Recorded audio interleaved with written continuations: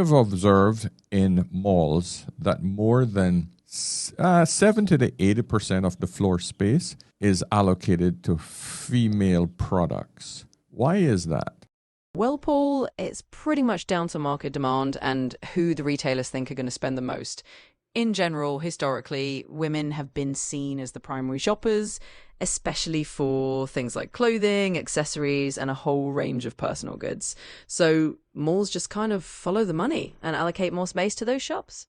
Oh, that's a nice way of you to say that women tend to spend more money on consumer goods. So, in general, who is the highest earners, males or females? Well, generally speaking, men tend to be the higher earners on average. That's just how the stats have historically played out, though obviously it varies by field, country, and individual. Let's talk about in the West. Sure. In the Western world, that general trend still holds up.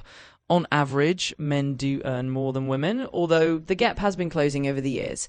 Now, which gender tends to invest more? Is it males or females? In general, men tend to invest more than women.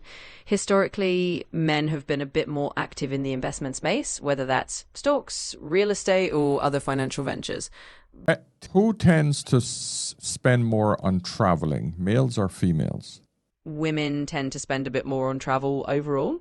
They often drive a lot of the decisions around vacations and leisure trips, which translates into them spending more in that category. So that's okay, who spends more on brunches and nightclubs outings? Typically, women do end up spending more on brunches and social outings like that.